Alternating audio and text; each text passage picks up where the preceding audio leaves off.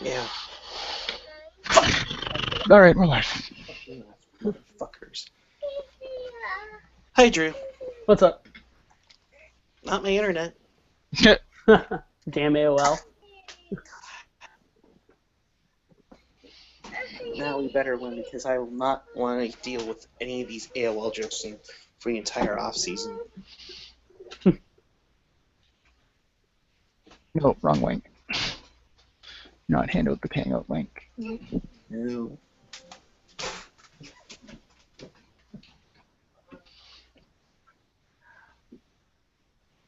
Are we live right? Oh shit, we are live right now. Yeah, we're live, but I don't know if anyone's gonna follow the link or not. So, welcome to Pucknology Pregame, the worst pregame show on the entire planet. I like that title though. Freaking A. Yeah. So, Sharks, we got apparently 5 people watching, and they're probably wondering what the hell is all the hype about. And, it is what it is. Okay, so Sharks, Penguins, Game 5 tonight in Pittsburgh. Pittsburgh has fans basically spreading out to the border, sitting in front of the arena. Shark fans sleep, worst fans ever. What can I say? Yep. What are your keys to the victories in the Knights? Getting a lead would be my key. I mean, you've gone this whole series without a lead, and you can't be banking on overtime wins. You have to score the first goal in this game, or else you're going to be playing from behind. Anyone? You're bang on target. Sorry, I thought you were still rolling with it. Sorry. You got to, this one shift at a time, I think is what Jumbo said earlier today. Play one shift at a time. You got to work it hard and work it often to just get this thing going because, shoot, man, you're getting to nitty gritty here.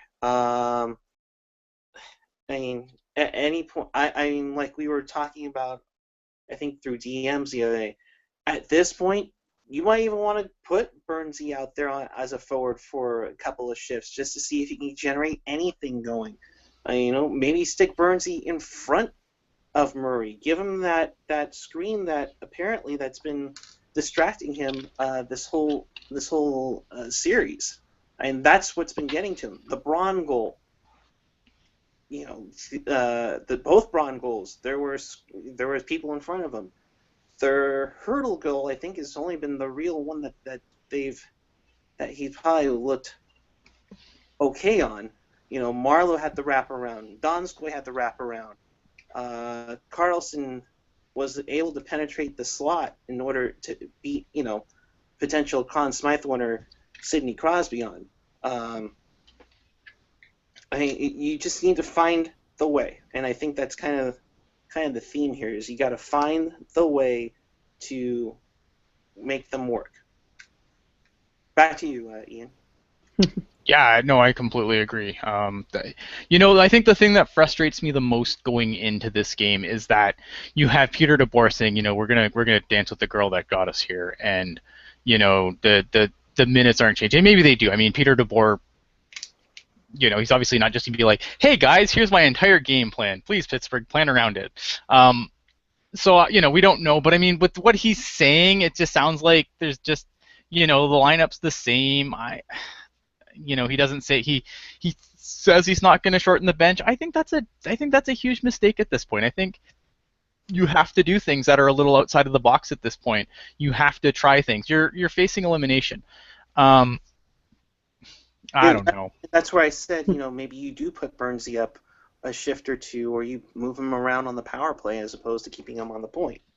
I mean, there have to be some things that they haven't thought of that they thought, well, maybe in our back pocket we could possibly try this. I think this game's going to be very fluid with the line changes and stuff like that. I think he wants to start Marlowe and Couture together just to overload that top six and then adjust as the game goes on. I mean, the past 2 games, the Sharks have looked better. You come out with a win in Game 3, and then you outshoot Pittsburgh in Game 4. So there have been some positives since the Game 2 loss. but I would prefer, having Marlowe on that second line, or on the third line, sorry, and playing 3 deep there. Well, and it's kind of interesting because DeBoer mentioned how having Crosby, Malkin, and Kessel on 3 different lines creates different types of matchup, or creates matchup issues. Well, why don't you just spit it right back into their face and put, Jumbo, Couture, Patty on those 3 lines and see what happens. I mean, what do you got to lose at this point? Nothing. I would even consider, like, there's a couple things I would consider doing at this point.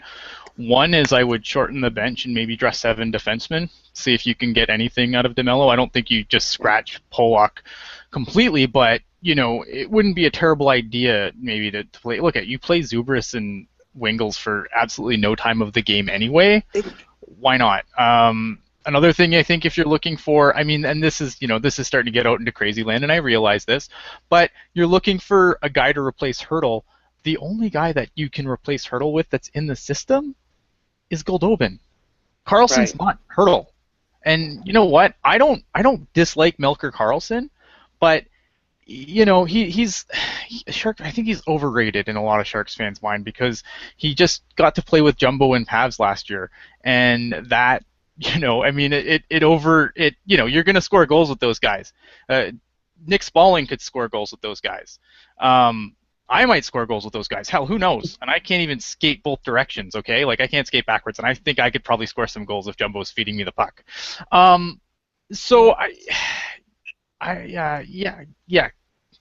Yes, Kevin. Yes, jump on. Whatever. That's what I'm saying. Yeah, I think Go ahead, Drew. Okay, like I said, I think there's going to be a lot of adjusting on the fly here. I doubt DeBoer's going to do anything too extreme. I don't I don't see Burns being a forward, although I think that would be a good way to shake things up. Right. But we'll see how it goes. I think at some point we'll see Marlowe drop to the third line tonight. Just a matter of how this first period starts out. I agree. I see you go with what got you here, what happened in Game 3, and then you go from there. It's absolutely ridiculous to have just like my connection. It's absolutely ridiculous to have something just fall apart when you're right in the middle of it. I just think you need to try something different, and you can look at the film and see that these guys have, that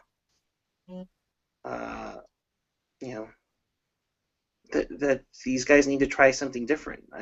It's obvious that they need to try and look at it different ways. Like Jumbo needs to get the passing. I noticed a lot of perimeter passing the last few games, and if you can't penetrate in the middle or in the slot, which is Joe Pavelski's wheelhouse, it's not going to happen.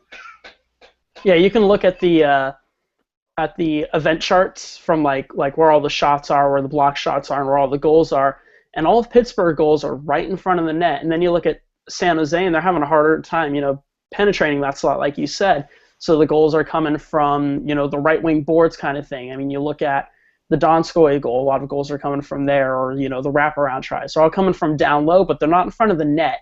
And I think you can definitely score on Murray if you get some traffic there, get some tips, get some shots from the slot. No, I completely agree. I completely agree. You try and do something there. Kevin Lacey, you've joined us as well. Wow, very impressive. I know. Well, this is what happens when we finally play hockey in June. I almost can grow a beard like an 18-year-old. Hey, that's better than Crosby. Yeah. Thanks for letting me join in, guys. The last thing I heard before I got connected there was you were talking about Melker Karlsson, and I do agree with you on he might be overrated in the Sharks fans' eyes, just because last season, I'm trying to remember, did he have, 15 goals or something? That was his career high in goals. If you don't know his past, anyone watching this, that was his career high in goals ever. Like, dating back to when he was, 11 years old or something. He had never scored, or he had only scored one time that many goals. So, at all in his professional or junior career. So we can't rely on him so much for offense as much as his defensive responsibilities. But hey, it's the playoffs. You got to show up. Everyone's a hero playoff time. So I mean, last game proved it. He got our only goal. So. At this point, I moved Justin Braun to forward. 2 goals.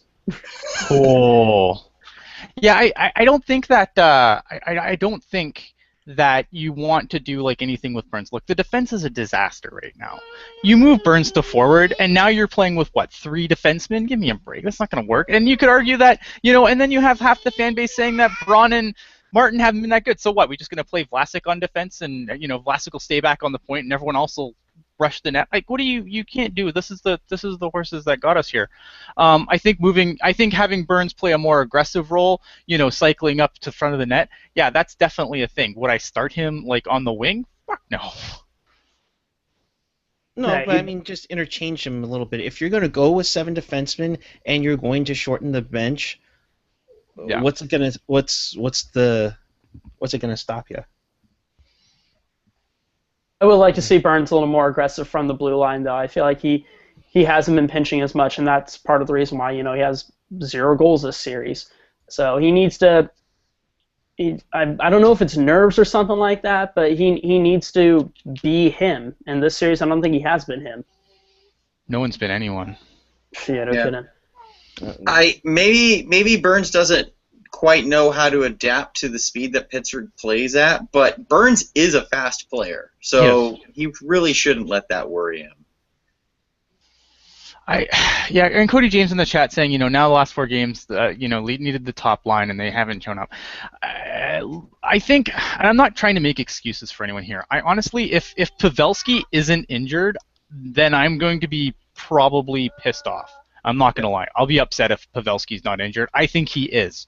I think a lot of that credit goes to what the Penguins have done. I think it's their game. They've altered their game to completely counter what the Sharks do. And I'm sorry if anyone's epileptic. My son's playing with the light and he's happy, so that's the way it's going to be.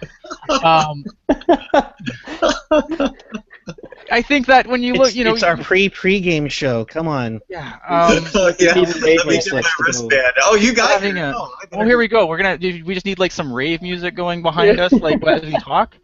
But look, I don't think that it's so much that I hate that the haven't shown up. I just think that Pittsburgh's just done a good job of shutting them down, and I feel like Pavelski is just not Pavelski, and now you lose Hertl, so it's basically Joe Thornton trying to dish the puck to Melker Karlsson, who I like as a player, but if our hopes are pinned upon Melker Karlsson for our offense, then we're got some problems. I just think Joe Pavelski's been really snake bitten. He's been some Patrick Marleau-esque snake bitten kind of thing. I mean, you look at his numbers, you look at his possession, his face-offs, his scoring chances, and he's not lacking in that department. He has 9 high-danger scoring chances and hasn't converted on any. I think that has more to do with being lucky and Murray just kind of, being lucky as well, than it does to him playing differently. Now, I have noticed that he's not in front of the net as much. He's not getting those deflection chances. So I will give the Penguins defense some credit on that. But I think a lot of it has to do with luck. I think there's an element of luck. There's also the element of these guys are also getting there seems like any time that, and with Hertl it's gotten even worse, is that when Thornton or Pavelski has the puck, there's 2 Penguin sticks there every time. And they just haven't been able to capitalize on that and find, and really, Hertl was doing really well before Hertl got hurt. Everyone's like, oh man, Hertl's the best guy in the game, and he looked it because he had more open ice to deal with than Pavelski or Thornton, who have just been swamped by Penguin sweaters whenever either of them has the puck. To me, it's not so much. I mean, it is on the players, and I'm not giving the players a pass. To me, a lot of this is on Peter DeBoer. Peter DeBoer is basically stuck with the same system that isn't working anymore, and he's just been too stubborn to come away from it. And I think that's a big part of it. And I think part of it too is deviation from the plan. I think we've seen Joe Thornton revert into some bad habits that we've seen in previous series when things go wrong. The guys start doing their own thing again, and we've seen that too. So there's there's a little bit to go around. Yeah, and you have to give Pittsburgh credit here too. I mean, that team's lineup is incredible. I mean, even if you move Marlowe to the third line, it's not going to be better than the Malkin line. At least I don't think so. So, I mean, Pittsburgh's built a really good team. Now, their defense, you could say, is lacking, although Justin Schultz has been, for some reason, incredible this series. But we haven't had a chance to convert on that because we've been pinned in our own zone. Mm-hmm. Yeah, Justin Schultz. I mean, when we went into the series, I was laughing at their bottom pair. I was like, it's a wash. And it hasn't been. It has not been a wash at all. Dylan and Pollock have been terrible. Just an unmitigated disaster in the blue line. Go ahead, Kevin. This is pretty much exactly why I wanted to jump on here. I still, even 4 games in, am not sold on Pittsburgh's defense. But the thing is, Pittsburgh's forwards are so fast and know they're so fast, they're the ones that are coming in super deep, clogging up the middle, so the Sharks have no chance of getting any quality shots off. And then they're so quick that they're able to bust out before the Sharks' back check even knows what hit them. Mm-hmm. And each of their, I think it's Fear the Fin that said this, each of Pittsburgh's top 3 lines has a top 10 scorer in it from like the past 5 years or something like that. And then their fourth line is centered by someone who had 16 goals this year. So that forward core is making up for the lack of a D core. Yeah, absolutely. I completely agree with that. I mean, it's just been they've just played a better game, and there's no way around it. I mean, there's no way to deny it. The Sharks have never held a lead this series, so if it's kind of hard to be the better team when you've never held a lead this series. Yeah. Here's what I worry about. I don't want them to get complacent and think if they do get a lead tonight that, oh, yay, we did our job. No, you got to win 3 games. Start with 1. Yeah. But you got to win 3. So getting a lead is not, It's a small victory. You make a good point, Kevin, though, in the sense that, you got a lead. Now you got to keep it going. But that's one thing the Sharks have done this year is that they haven't let up like they had in the past, where they would have that 2-goal lead early on and they would just sit on. No. We don't need to revert back into that crap. I mean, the Sharks have played fairly well this season, and they've used their third period as their advantage. If I recall, and correct me if I'm wrong, guys, I think outside Game 1, they've scored at least 1 goal in the third period of games 2, 3, and 4. Throw in the overtime. Go ahead, Ian. Oh, no. Yeah. No, that's why I was saying go ahead, Ian. This is a fluid show, and trust me, and I since I said it on our DMs for it, I do need to apologize. Strike of the AOL connection is what caused us to go bananas and send 3 links over. Thank you for the 12 people that are still watching. Really appreciate it. It's just one of those things that happens on a big day, of course. And if we haven't scared anyone away, subscribe! Exactly. Great job, Kevin. You're learning well. Guys, I'll throw some numbers at you here. Ian's back. Only one team out of 32 have went from a 3-1 deficit to win the Stanley Cup. That was the 42 Leafs, and they actually did a reverse sweep on Detroit. 5 out of those 32 have actually sent it to a Game 7, to which I say, what would you... If there was one deciding factor, and Martin Jones doesn't count because he's been beyond amazing tonight, this whole postseason and this season. I'll start with Drew here. Who do you think is your X factor of sorts going into this game? Joe Pavelski. If he scores and he starts getting hot, Sharks actually have a chance to come back in the series. But as long as he's, being shut down, there's no hope. So you got to get Pavelski going if you want any chance in the series. Kevin? I was kind of on the same lines. Since they are on the same line, Joe Thornton is my X factor. My concern would be, since they don't really know who's playing with Joe and Joe, is it going to be too much mixing and matching before the game's over and we're going home with a loss? I'd like to see some finality here. If they move Marleau up to the front line, whatever. Just Donskoy, Couture, find someone to play with Thornton. Get Thornton going, and we'll be fine for tonight, and hopefully we'll be fine for the future. Brent Burns. I think Brent Burns has been look, he's been a big that's the thing of our offense. I mean, obviously he's nominated for the Norris for a reason because we know that the Norris Trophy has nothing to do with actually playing defense. So he's nominated for the Norris for a reason, and I think that he's a guy that's been a catalyst for our offense all year, and we never, if we've ever needed offense, now is the time. So to me, it's Brent Burns. It starts and finishes with him. Yeah, I'm with you on Burnsy. I think the other one too is Jumbo, trying to find passes in the middle and trying to get that middle open, because it looks like the Penguins almost have like their 5 men right in the middle, and it's killing the cross ice passes that the Sharks love to do. It's been perimeter passing, like we said, and who knows on which take I said it on the pregame Was it the one where I incited the riot? It was that one. It was probably the one the incited the riot. Yes. Yes.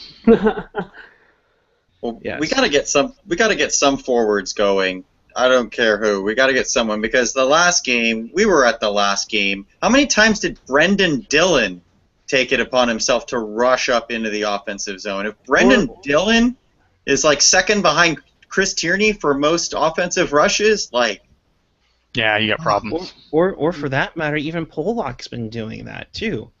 The problem is that dump and chase, because Pittsburgh's so fast, they get to the puck first and it gets right out. They got to find a different. They got to try and find a different path.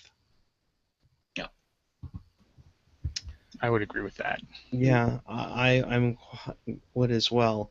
Another stat that I'll throw out there: it hasn't been since the Pirates won the 1960 World Series that a Pittsburgh team has won a championship on their home soil. Did you get that stat from Emmerich? Probably. No. Waffle that stat right to you. I thought about that, a while ago, because I was thinking, all right, they can't win the Steelers can't win a championship on their site because it's a new site for a Super Bowl. Right. They don't have a basketball team. Penguins did it in 2009 on Detroit ice. They did it in 91. 91 they did it in Minnesota at the Met Center. In 92 they did it in the Chicago Stadium. And then the Pirates, all their championships have been in the. It's been a while, but I mean, it's also been God knows who long since Mazeroski hit the home run against the Yankees. So do you try to use that at their advantage tonight? Would you be like the Sharks, say, hey, yeah, you guys can't win a championship on home ice? Do you try to get into their head that way? No, I don't think the Sharks are in any position to try and use useless stats to try and get in the Penguins' heads at this point. They've been so thoroughly outplayed. They just need to play their game and they don't need to worry about stupid head games at this point. They just need to focus on their game, period. Yeah. Go ahead, Drew. Go ahead. No. That's all I was going to say. Is I agree. Oh, I was going to say, I feel like every time when the Sharks get eliminated from the playoffs, we're always talking about, well, they started trying to match up with the other team, and instead of focusing on themselves. Work on your own game. Yes, Pittsburgh is obviously or apparently the better team, but it doesn't stop the Sharks from focusing on or shouldn't stop the Sharks from focusing on their own game. Like, I'm loving how loose they are in the pregame warm-ups, and yesterday watching Tierney score his 3 goals during practice and everything. I love how loose they are, and they're focused. Yeah, and as someone who loves a good goal celebration, even in practice, that was awesome, Chris. But yeah, you guys gotta focus on your own game because otherwise you won't have any more games to play. That's right. No, exactly. I mean, you can't look at Martin Jones can't do everything. Maybe he needs to shoot the puck more. I don't know. But other than that, like they just. Whoop, I lost my mic. They just need to be better. I mean, they just need to be better across the board. It's got to be the defense has to be better. The forwards have to be better, and it is what it is. I mean, I hope that when we come on the post game, it's not going to be the funeral of the 2015-16 season, but they've got to if they don't show up tonight, and I hate that term. So if they don't have a better game tonight, then then that's what we're going to be doing. Yeah, I thought they showed up the last game. I mean, no, I hate not showing up. I hate this. Well, they don't want to win. Yes, of course they don't want to win. They've only spent their whole lives getting to this point. They don't want it now. No. We're here. We're good. Whatever. Like I hate that. It's just dumb. Yeah. And see, you're this close. You're 3 wins away, and I said it before. If you thought it was going to be easy, we would have won championships a long time ago. Yeah. But you're this close. There's a possibility, and I'll use the Dan Marino reference. Oh, they'll be back. No. Marlowe and Thornton are getting up in age. Pavelski's starting to get up there too. Let's not forget that. You just don't know if you can get back at it next year or the year after or the year after that. You just got to try to find a way to win the first game or win the first period, then the second, and then finish off in the third. Win the first shift. Win the first shift. Yeah. I mean, and you can't win 3 games tonight. That's you right. Can't win 3 games tonight. I think that's kind of the thing. You win tonight, you can come home, you can make Pittsburgh fly out to California again, which will annoy the hell out of them, and apparently sounds like annoy the hell out of the media too. Yeah. Which we'll touch on before we get off the air. And I'll say this right now. Sharks win tonight, the series will go 7. The series will go 7. Either way you want to pick it, but this series will go 7 games. Can we ride if they don't go to 7? Take it. What if it goes to 6 and the cup is presented in SAP Center? Can we ride it then? Ian, were you born in like Vancouver or something? Jeez. Right? Look, this is the problem. This is why no one thinks we're a hockey market. We haven't burned nearly enough cop cars. Sorry. I don't know. The St. Louis burn down. St. Louis has never won a cup. Stuff. Clearly not a hockey market. I'm talking about the St. Louis burn down cop cars whenever they won World Series. I know in San Francisco we broke windows from a bus, which I don't understand because some people need to get to work the next day. But yeah, I don't get it. Why? But when did you do that? Did you do it after a Sharks game? No, it was probably a Giants game or a Warriors game or something stupid like that. Yeah, well, even you know what? See, and that's the difference. That's why you're not a hockey town. Accu-tally. So are we saying Toronto hasn't flipped a cop car in like 50 years then? Because then in that case, are we going to call the hockey capital of the world not a hockey town?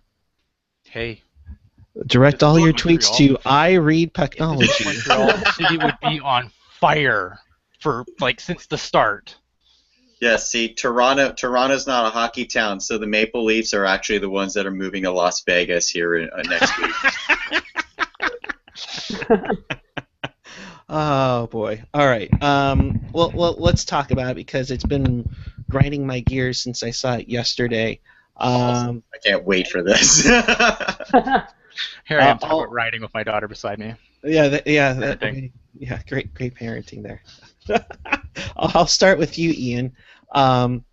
So your thoughts on some curious tweets by the NHL and NBC Sports Twitter account. I'll just leave it at that. There was someone who tweeted out a GIF. I can't remember who, but they tweeted out a GIF from Guardians of the Galaxy when they're all getting processed when they get arrested. And Star-Lord is like, that's kind of my thoughts on it. All right. Well, Kevin just went mute. So, hey, Drew, it's your turn. I'm sorry. I was answering a question on Twitter, so I zoned out for a sec. No, basically your comments on the NBC Sports Twitter comments yesterday.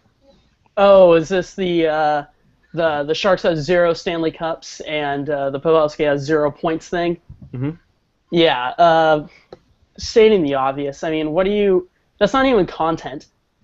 Like, anyone who's watched this series for 11 seconds knows that the Sharks haven't won a Stanley Cup and knows that Pavelski has gone pointless this entire series. And it's another useless stat that they keep bringing up. I feel like every one of those posts that they make, whether it be on Twitter or Facebook, is one of those irrelevant stats, like the 31 of 32 teams who are down 3-1 don't win the Stanley Cup kind of thing. So, I don't know. Yeah, just to add on to that too, it seems like, I mean, I understand, look, NBC, I understand that before LA won the Cup, there was no teams west of Chicago. I get that. But, it's just, to me, it's dumb. I think that NBC, I think a big problem with NBC is they underestimate the intelligence of the American hockey fan, especially in markets that aren't Chicago or, LA even, because I mean, obviously, look at LA. It's not like LA never gets any love from NBC, but they should have gotten more. They need more. They just need to stop treating hockey fans like they're idiots. Like, they need to stop treating hockey fans like everyone just became a fan today, and they need to find that fine line of being intelligent and but still being at the same time, still being, welcoming. There needs to be, a step on point for the new fan, but they shouldn't treat everyone like they just stepped on the bandwagon today.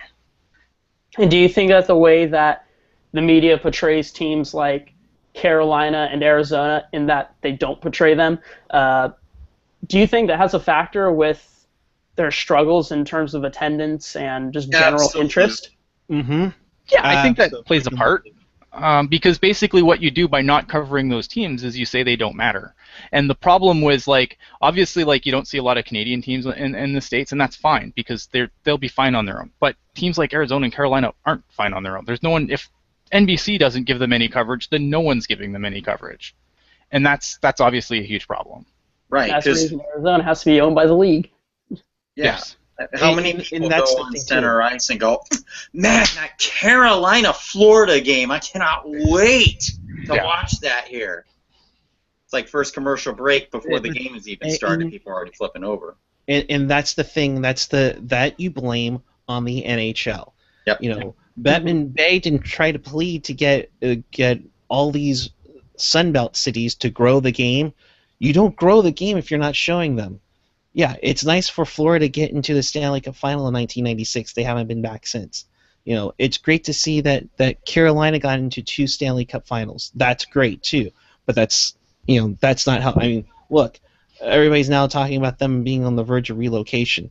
Then you talk about Arizona's troubles. Arizona's troubles over and over. They almost moved to Hamilton. They almost moved to here. Maybe they'll. Pittsburgh almost moved to Hamilton. Bam. Yeah. Sorry. Even Tampa Bay, I feel like, hasn't gotten as much love as it should. I mean, that's an exciting team to watch. They sell out their building all the time. Yeah. Tampa Bay, the problem with Tampa Bay, though, is look, it goes back to what I said yesterday somewhere. Maybe it was on TTG, so no one's heard it yet. Winning. It's winning. You look at the Sharks. What have the Sharks done? Well, they haven't won everything, but they've won enough that they've been, competitive, and they're always in the playoffs. The Tampa Bay Lightning, this is a team of just peaks and valleys. I mean, yeah, they've had the high of winning the Stanley Cup and they've had the high of being there, last year. But before Stevie Yzerman took over, it was never consistent. Like that team saw some really, really lean, horrendous years out of that market, and San Jose has really never had to suffer through that, other than maybe the first couple of years. We've never suffered like some of these other Sunbelt teams have suffered, which is why San Jose is in the shape that it is. Right. But as the point I was trying to make before, my computer decided to all of a sudden, sleep on itself out of nowhere. I'd be bored of this show too. No, you know what? I'm getting to the point where I'm going to get pissed off and watch the game and come back, and I'll probably have a new computer by next season. But yeah, I mean, if I think the NHL is like the only league that treats like these original six. Oh, they're so wonderful. They're so amazing. Oh, and then there's Pittsburgh. We have the golden child there. We just hand everything to him. And NBC is partially owned by Comcast, which is also a parent company of the Flyers. Oh, we'll just give the Flyers everything too. Oh, and it's New York, so we got to make sure we do that. We'll give some Islanders love, but mostly Rangers. Oh, Ovechkin. Oh, and he hates Crosby, so let's promote him. You don't hear about Columbus. You occasionally hear about Minnesota. Mm-hmm. They finally gave Nashville some love with the All-Star game. LA when they won their 2 cups. I hate LA, but my gosh, they deserved more love than they actually got for exposure. But at this point, I'm wondering if the NHL and NBC would be okay with just having some Canadian teams, and then Pittsburgh, New York, Washington, Philadelphia, Boston, and then be happy with what they have. The NBC doesn't care about Canadian teams at all. Yeah, I was going to say, I don't remember the last time I saw a Canadian team on their broadcast. That's at least one thing that ESPN knew how to do, was get games from Montreal and Toronto. But they know about Toronto because, they had the Winter Classic, 2-3 years ago in Michigan. Yeah, and that was a tough sell, man. Like, you can't, and note that it was in Michigan. It wasn't in Toronto. Like which they're going to have this year. There's no love for the Canadian teams on NBC, but yeah, they obviously do. And I mean, some of it's going to come down to ratings, and I get that, but I just think that they need to do a better job promoting some of their other teams. I understand that Florida versus Carolina, like we said earlier, that's not a sexy matchup. If I see that game on my game center, I'm probably not clicking on it. I'm not gonna lie.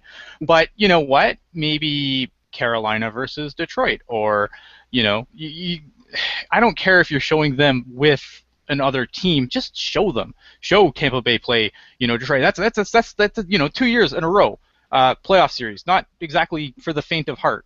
You can't tell me you can't build something off of that. You want to do rivalry night? How about Detroit Tampa? How about games like that? I think that's what you need to do. I think you need to just, yes, I understand that Carolina versus Florida is going to be a shitty ratings draw. No one really gives a crap about it unless you live there. I get that, but so why not show those teams when they're playing your more marquee ratings draws? When they play Buffalo, when they play New York, when they play Philly, when they play Pittsburgh, when they play Washington. And here's the big question: if they're not going to care about the most of the Western Conference outside Chicago, Minnesota, St. Louis, maybe Nashville, then then why the hell are you trying to put an expansion team in Vegas? Because it's going to make all kinds of money for the owners. Yeah, it's all because they want the expansion money. And then when everything goes to hell, and then you're hoping that there's some local ownership in Kansas City because it doesn't work out, then you got an issue. I don't think it's not going to work out. I understand the hesitation for Vegas, but I feel like, the thing with Vegas is that, yes, Vegas has the Strip, but if you actually live in Vegas, you don't care about the Strip. The Strip means nothing to you. It's old. Right, it's nothing. It's nothing. It's this place where a bunch of stupid tourists are.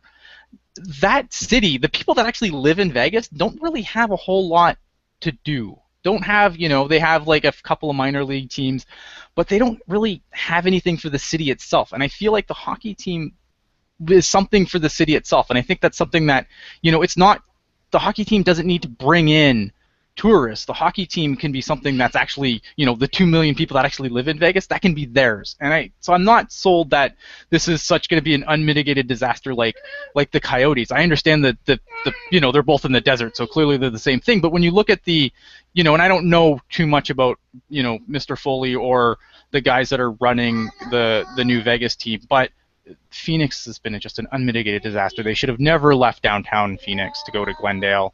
I mean, there's just been so many missteps in that franchise. Of course, they're where they are. Yeah. Eric, I think you're the one that brought this up on Twitter yesterday or today or something. But do you guys think that the reason why these tweets and pictures and whatever from NBC Sports are coming out because the network has already decided or declared that Pittsburgh is the Stanley Cup winner. So let's bring everyone in and have one giant celebration for the Penguins because they're going to win tonight. Yeah, no, I thoroughly agree that that's what they're trying to do. Is like, oh, let's prep for the celebration. If I want to prep for the celebration, I try and find a feed of Root Sports Pittsburgh and have Steigerwald and Bob Airy call. Yeah, I mean, let's be real here. NBC, you're supposed to be fair and balanced, which is why I put that tweet out. They're not Fox News. They certainly are portraying it in the sports realm very, very well. Of course, if you haven't seen it, and I'm shocked you haven't because it got retweeted like dozens of times. I put out a picture of Crosby with the zero background that they gave Pavelski and said, well, Sidney Crosby has 0 goals, but NBC's not going to tell you that. But I did find it interesting today that not even a few hours ago, they suddenly put this tweet out that Sidney Crosby has 2 points. Seriously? Yes. One of them's 2 a points. secondary assist. That barely freaking counts.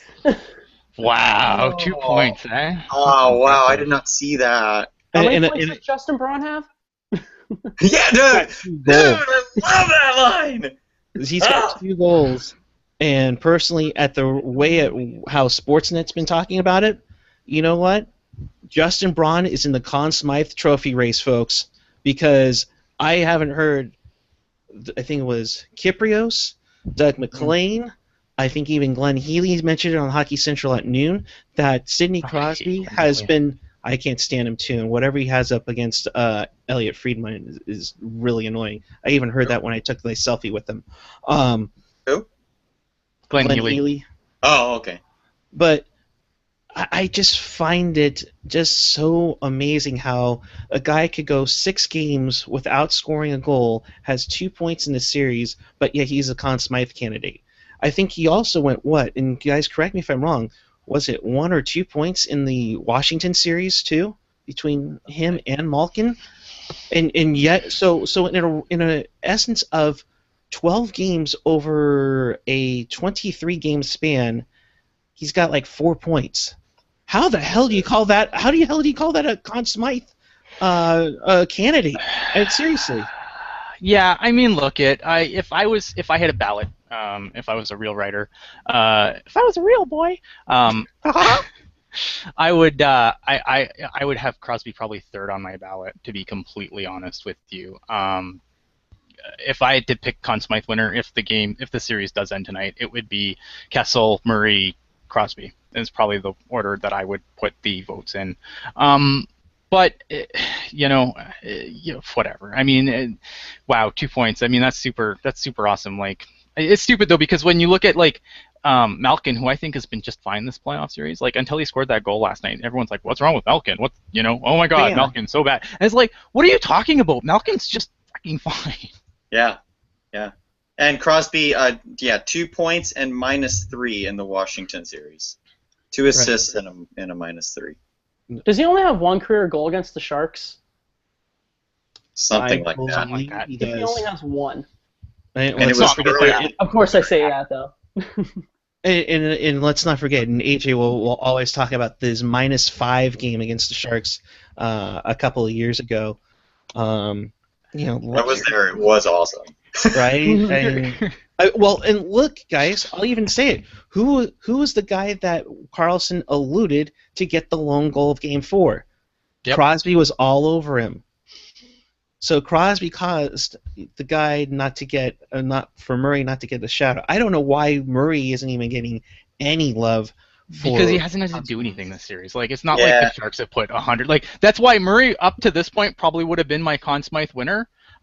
Just Cam Ward this bitch. But, I feel like, but with the Sharks, he hasn't really had to do much. The Sharks really haven't. He has had to make a couple of saves, but he hasn't had to steal I don't feel like he's had to steal the Penguins a game at all this series. So that's why he's fallen to second on my ballot. I think what Kessel's been able to do, and I partially just want him to win the Conn Smythe because then I can laugh at Team USA. Sorry, I'm Canadian still. That's okay. I'll laugh at Toronto. There you go. Point being, all right. It's 4:45 on the West Coast. We need to get out of here so that we can enjoy NBC's wonderful coverage of the Pittsburgh home feed of the game. Oh, I'm sorry, the unbiased national feed of the game. Make sure you subscribe down below. Make sure you hit Pucknology.net. If you want to start a GoFundMe page for a better internet connection, better computer, by all means, go right ahead. And at this point, I certainly apologize for the two fails. Chris is on the verge of killing me as we speak. So for Ian Reed, who's predicting a what tonight? Ian Reed is predicting a nothing. I'm just going to take it as it comes. I've got my eulogy ready to go tonight, but I hope I don't have to use it. I predict Kevin? nothing. I don't even know. Okay. Kevin, you're predicting a... I'm predicting a 3-2 overtime loss. Oh. Drew Weber. 4-2 win, because why the hell not? I'm going to go with a 2-1 Sharks win. Yeah. I think it will go into double overtime. And if you want to ever hear a groan, and I wish we had somebody up in the press box, so Brody or Randy or Bakes, if you hear the groan every time the Sharks score, please let us know. All I'm saying, because that means, oh darn, they have to go back to California. Aww. I'll be on. Article. Hey, can I say something here? No. Yes, go ahead. Since Gentry's not here right now, well, I'll play the role of Gentry. We don't know who's going to win the Conn Smythe yet because we still have 3 more wins to go. We're going to find out which Sharks player takes home the Conn Smythe. That's right. Attaboy. Good job. Gentry will still be Crosby. Oh, God.